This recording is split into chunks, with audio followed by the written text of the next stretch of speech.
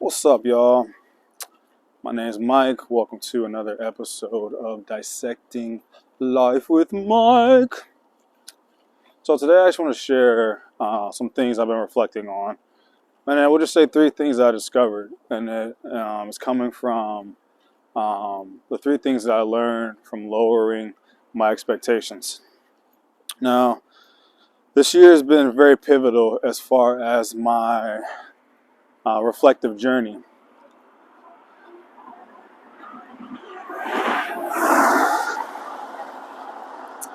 That dude was rolling. Glad I'm safe. So the first thing I want to talk about is one of the first things that I learned from lowering my expectations was that I had a lot less anxiety. And so my anxiety came from how I view myself.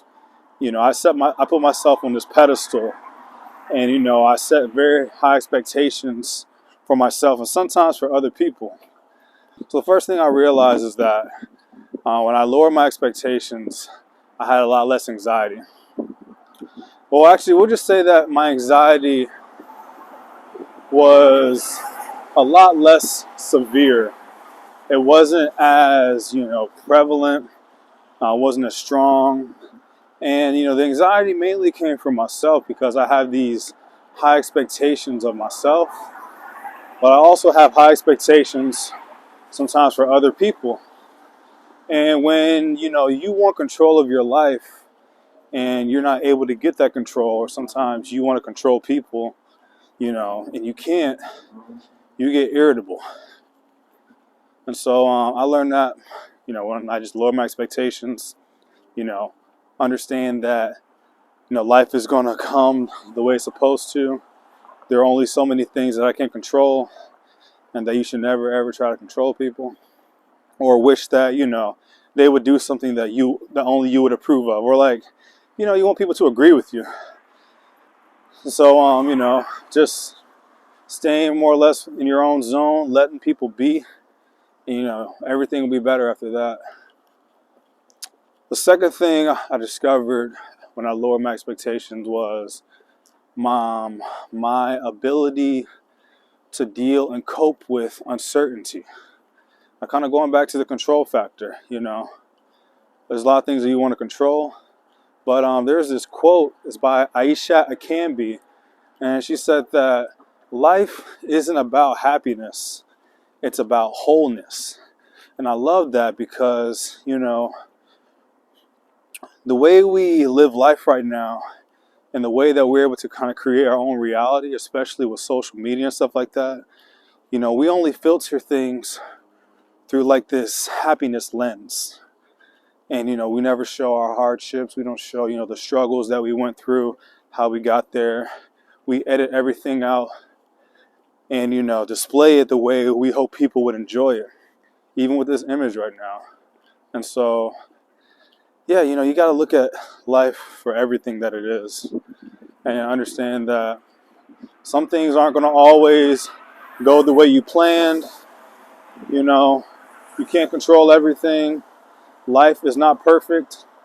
Sure, we were sheltered a lot when we were younger.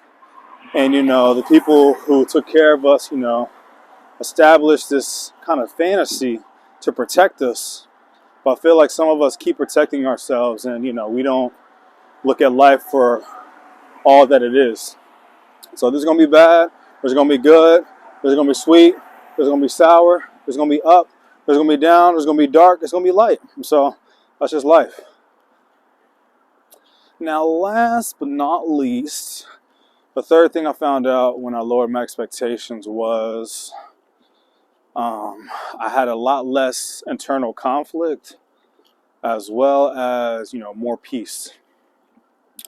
A lot more peace. So the persona that you sell to people, this personality, it requires maintenance.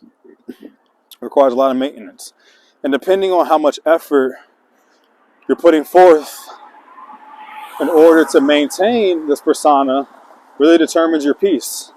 And so if the persona you're selling is really true to who you are, and you don't really have to try to be your authentic self, and if your authentic self matches with the persona that you're selling, then you're probably at peace. You're in a good place. However, if you're selling a persona that, requires you to try a lot harder, and, it's not really who you are, or let's just say, for instance, the persona I'm selling is me holding my arm up this entire time. This might take a lot of effort. This is a persona I'm selling. Everyone expects me to be holding my arm up. But if I just come down, it's a lot less effort, it's less maintenance, more peace. And so that's basically where I'm at right now. But those are the three things I discovered. Kind of going back to it, the first one, the first thing I noticed after I lowered my expectations was I had a lot less anxiety. The second thing I learned is I was able to better cope and deal with uncertainty. And last but not least, I figured out that I had a lot less internal conflict and more peace. So I'm not going to say that my answer is going to, the thing that I figured out is going to work for you. But I definitely do recommend that you try to find a way to lower your expectations, because it will help you in life. It will help you with, how you view yourself job-wise, professionally, in your relationships, and how you relate to people. It attacks all areas. And so I definitely recommend anybody who's, maybe has a lot of anxiety, or they're not cool with change, or they don't deal with uncertainty that well, so just lower your expectations and see if it helps out. Just give it a try. But I'm not going to be on here all day. I just wanted to go for a little walk since it was nice outside, and then just shoot some content. But all right, y'all. Appreciate y'all for joining me. I'm glad I made it to this point safely. All these freaking cars. Shoot. But all right, y'all.